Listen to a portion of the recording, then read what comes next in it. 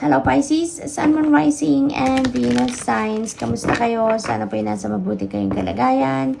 Welcome back po sa Star Tarot. Kung bago kayo dito, welcome din kayo. Thank you sa inyong support. I truly appreciate it. God bless you all po. Tingnan natin ang mga mensahe ninyo Pisces. Paunang mensahe ninyo for the week po ay Chrysocolla. Start fresh. Beautiful energy. This is very exciting. No, Pisces, dahil meron kayong new beginning. Pag merong ganito, ako, Pisces, as a reader, ay nako, super excited ako para sa inyo. Kasi, pag may bagong simulain, napakaganda. It's very inspiring, it's very motivating, no? Nakakaano yan, yung parang may kilig akong nararamdaman para sa mga binabasahan ko when there is a new beginning energy.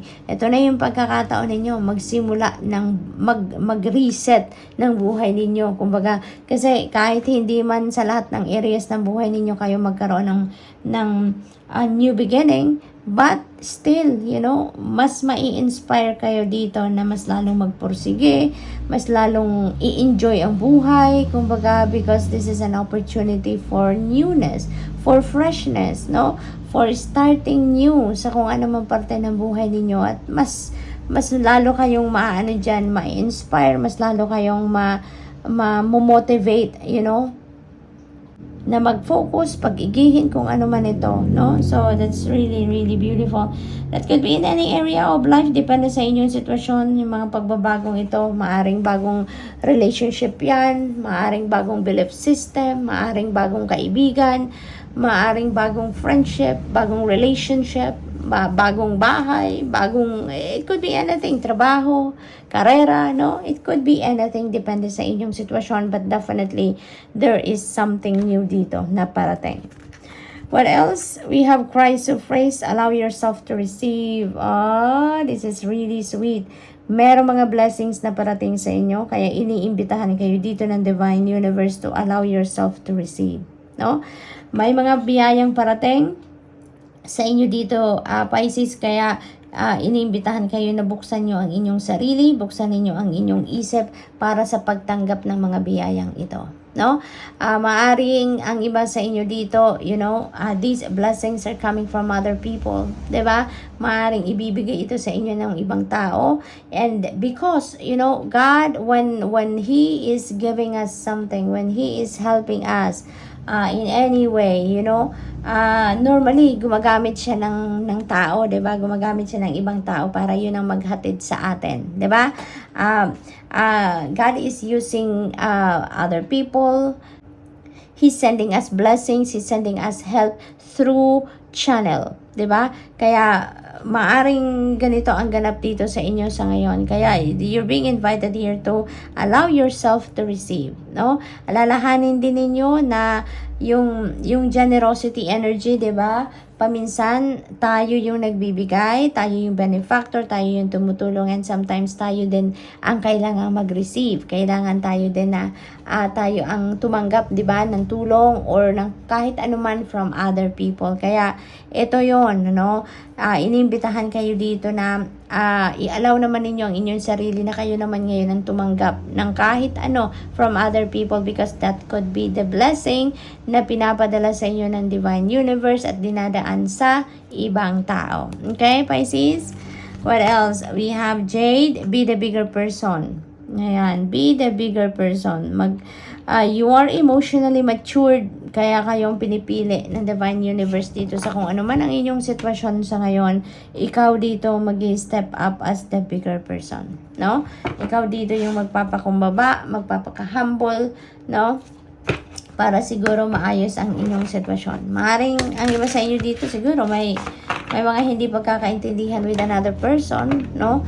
At kayo dito yung naatasan kung baga, no? Na kayo ang mag-step up as the bigger person, because anyways, ikaw itong emotionally matured na. Ikaw itong mas mahaba ang pasensya, ikaw itong malambot ang puso, yung ganon. Kaya you are going to step as the bigger person. What else? We have rest deeply. Ayan. Stressed out siguro, Pisces, ang iba sa inyo dito. Or Maaring pinaghahanda kayo ng Divine Universe dito, pinagre-rest kayo, pinagre-rejuvenate kayo, recuperate, and pinagre-recharge kayo. It's because that is in preparation dito sa bagong, kung ano man ang bagong sitwasyon nito na dadating or papasukin ninyo, no?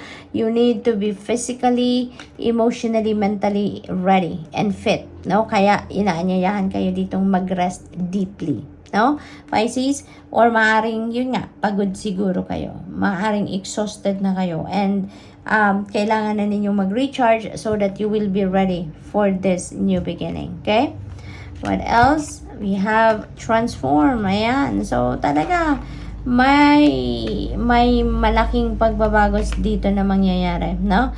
You are really going to be busy around this time, Pisces. May mga sitwasyon dito na magbabago talaga, no? Kaya, kailangan paghandaan ninyo yan. Kailangan rested kayo, physically fit and ready kayo at the same time para nang sa gayon, ma-embrace ninyo to ng buong buo. Handa kayo, hindi kayo dito mangangarag, hindi kayo maaaligaga. You will be in concentration and focus kapag kayo ay nakapagpahinga. Okay?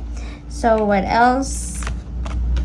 Seek counsel. Ayan. You may need advice dito from other people, no?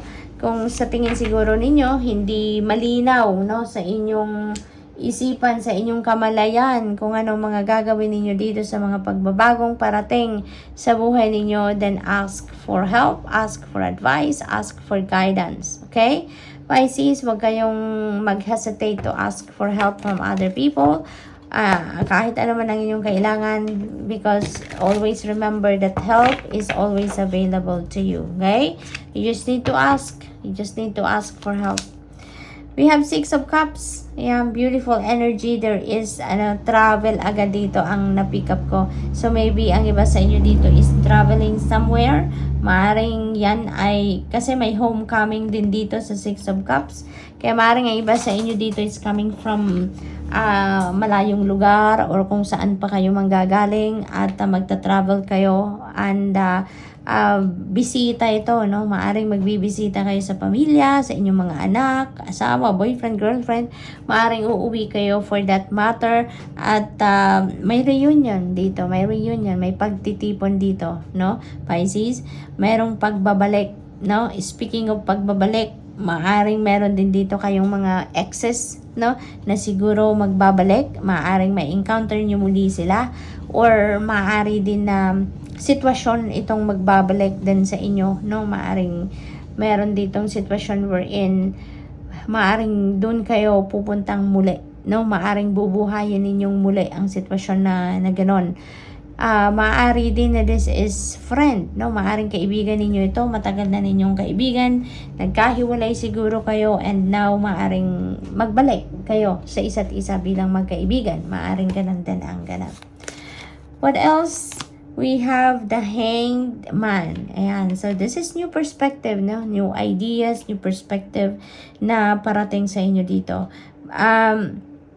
This is also requiring you, no, na magmuni-muni kayo, mag-reflection time, introspection time, dahil din siguro dito sa mga pagbabagong magaganap sa buhay ninyo. Maaring yan ang kailangan ninyong pag-isipan mabuti, no? At kailangan siguro ninyo talaga na mag-spend time alone kayo para magawa ninyo yan. Mag-rest kayo, no? Mag-rest kayo. Rest deeply, yan sinasabi sa inyo dito. It's because during that time then makakapagmuni-muni nga kayo. Makakapagpahinga kayo, ang isip at ang katawan ninyo. So, you'd be able to listen to your soul. You'd be able to listen to your intuition then. At you know, maaring mag-meditate kayo dyan, maaring mag-prayer mode kayo, magpahinga kayo, and with that, you know, maaring dyan pumasok din ang mga bagong perspective, bagong ideas, bagong inspiration na maaring ibigay sa inyo or ipahatid sa inyo ng Divine Universe that can guide you, you know, dito sa mga pagbabagong kailangan gawin or kailangan mangyari sa buhay ninyo, no, Pisces? We have 8 of Pentacles. Ayan, so maaaring may mga dito, bagong trabaho, bagong sitwasyon sa trabaho, no? Maaaring ganon. Maaari din na ang iba sa inyo dito ay mag-aaral, no? Maaring yan ang bagong gagawin ng iba sa inyo. Mag-aaral, magbabalik ka school, mag-research, no? You are curious about something dito dahil parang yan ang makakatulong sa inyong career sa ngayon. Yun ang makakatulong sa inyong trabaho sa ngayon, no? Kaya maaaring yan din ang ginagawa ng iba sa inyo dito. Na pupursige kayo sa pag-aaral, pag-educate ng inyong sarili, further, yung ganon. So, good luck. And that's all I have for you for the week. Thank you for watching. Love and light. Namaste.